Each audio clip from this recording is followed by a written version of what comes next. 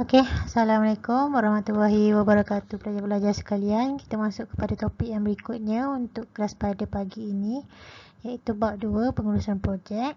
Subtopik 2.1.6 iaitu penyediaan anggaran kos. Okey, pada sesi pengajaran pada kali ini, apa yang pelajar akan dapat? Okey, yang pertama ialah pelajar akan dapat mengetahui dua jenis kaedah penyediaan anggaran kos. Okey, yang kedua pelajar dapat membezakan kaedah unit kuantiti dan juga kaedah SMART. So, bila nak guna kaedah kuantiti, unit dan kuantiti, dan bila nak guna kaedah konsep SMART.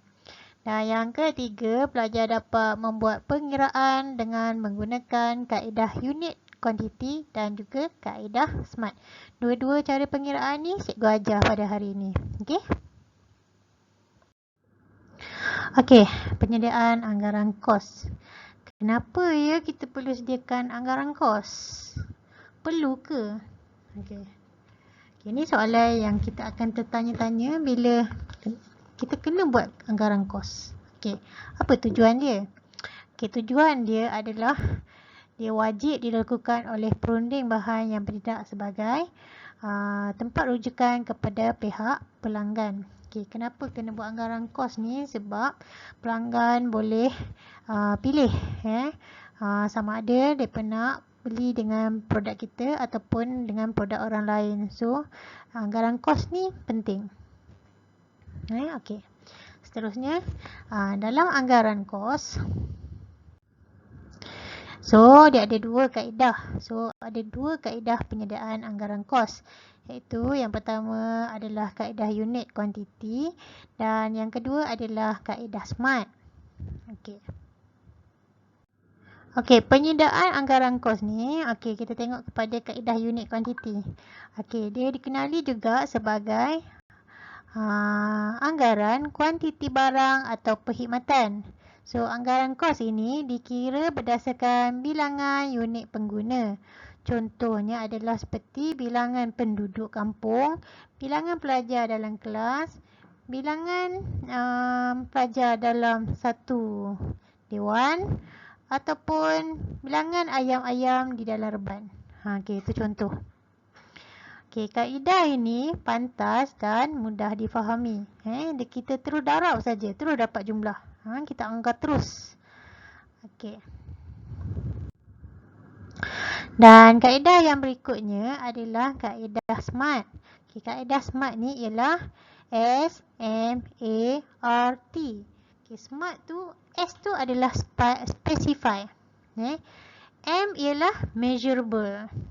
Kemudian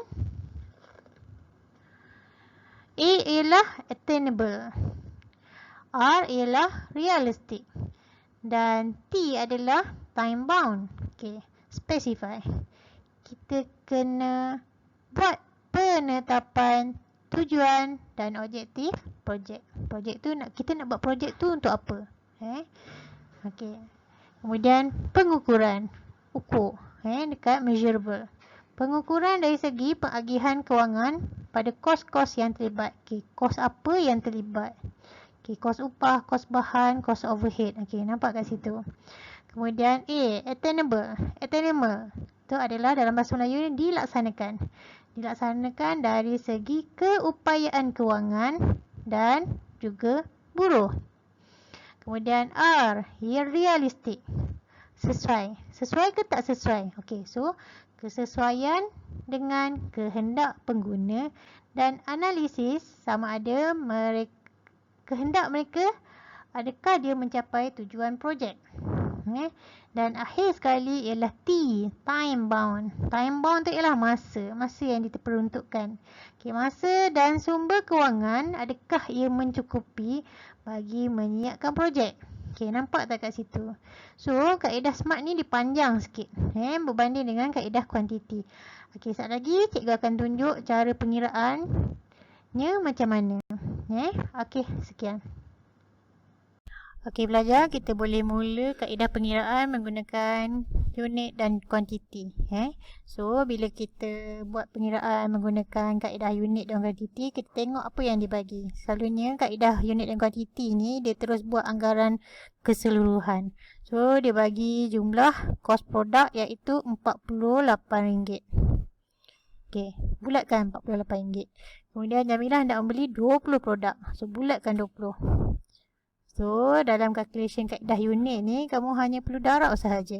So, jumlah anggaran produk RM48, kamu darab sahaja dengan jumlah kos kuantiti yang dia nak, 20. So, jawapan dia adalah RM, jangan lupa RM, RM96. Okey, mudah saja. Okey, kita tengok pula kepada kaedah SMART. So, kalau kaedah SMART, dia berbeza sikit. Sebab dia panjang sikit jalan cerita dia. Tapi dia lebih spesifik. Sebab nama dia pun SMART. Okey, kita tengok kat situ. Okey, kos untuk menghasilkan 100 buah hiasan dinding. Kemudian dia bagi bahan-bahan apa yang nak guna untuk hiasan dinding tu. Kemudian dia bagi kos seunit. Okey, kita tinggal dulu. Kita tengok dulu barang maklumat apa yang dibagi. So, dia bagi 4 orang pekerja. Bekerja selama 5 jam. Tempoh 2 hari. Kemudian, kadar upah adalah RM5 sejam. Kemudian, bil elektrik RM5. Kemudian, bil air RM4. Bil telefon RM3. Okey, dia nak 30% keuntungan. Okey. So, apa yang perlu kita buat ialah kita kira dahulu kos bahan. Okey, dalam soalan ni senang sebab dia dah bagi dalam bentuk jadual. So, kalau dia tak bagi dalam bentuk jadual, kamu kena hasilkan, kamu buat sendiri jadual kamu. Okey. So, kita proceed. So, yang ni ialah RM200. Ini adalah RM160. Darab ni kuantiti darab dengan kos unit. Kemudian ni RM59. Okey, RM4.60 darab dengan 5. RM4.60 darab dengan 5. Berapa? RM23. Tekan je kalkulator. Kemudian RM20 darab RM2. Yang ni tak perlu tekan sebab senang. RM40. RM5 darab RM5. RM25. Okey, total semua. Okey, total berapa? Tekan kalkulator. So, jawapan dia adalah 557. Betul tak?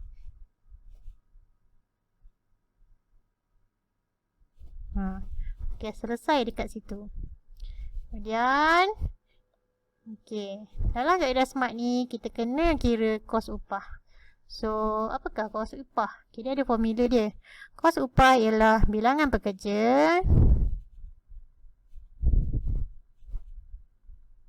darab masa darab kadar upah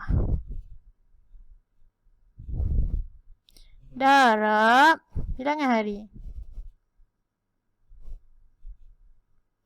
So, guna balik maklumat-maklumat yang dia bagi. So, bilangan pekerja 4 orang. Darab dengan masa. Masa dia bagi berapa? 5 jam. So, letak 5. Darab kadar upah. Okey, kadar upah ialah RM5. Darab dengan bilangan hari, 2 hari. So, darab sahaja. So, 4 kali 5 kali 5 kali 2. So, kamu akan dapat, tekan tak kalkulator? Okey, tekan. So, jawapan dia ialah RM200.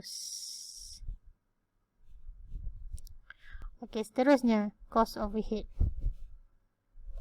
Cost overhead ialah kos sampingan. Ingat kos sampingan. Kos sampingan ni adalah apa? Bil elektrik, bil air, bil telefon, sewa tapak, sewa kedai. Okey, yang ni semua adalah bil kos sampingan.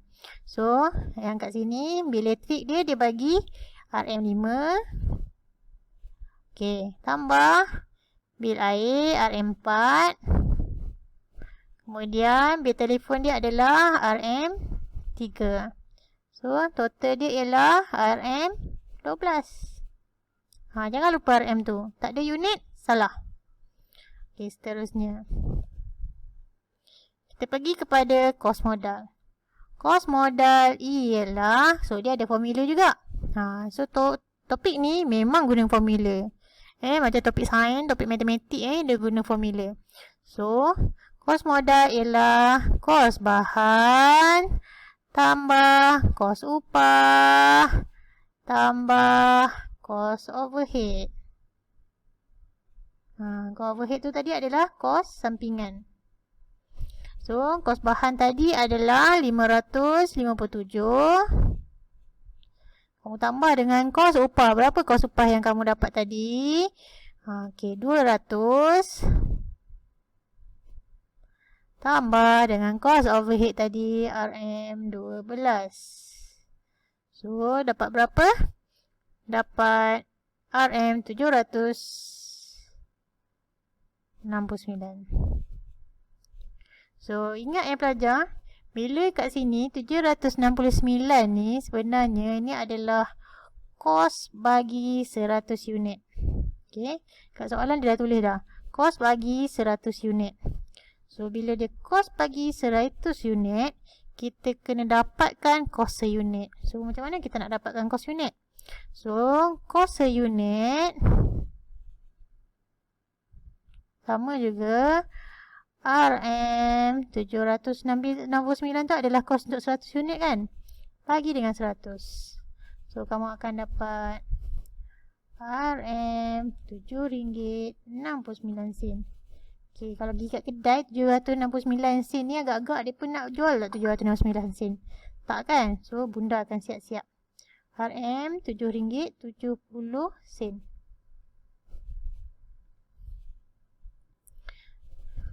Okey.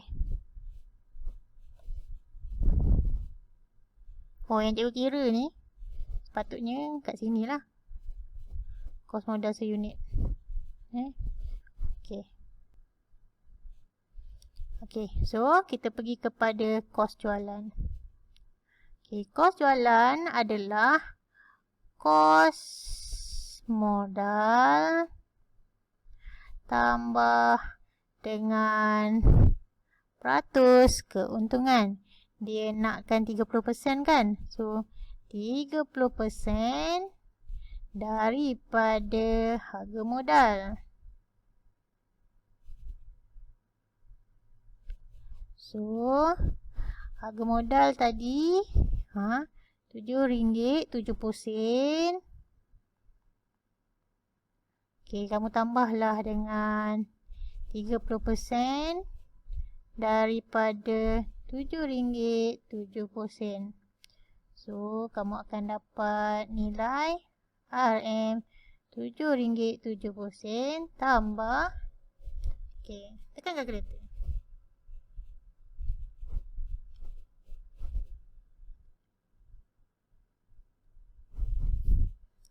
RM2.31.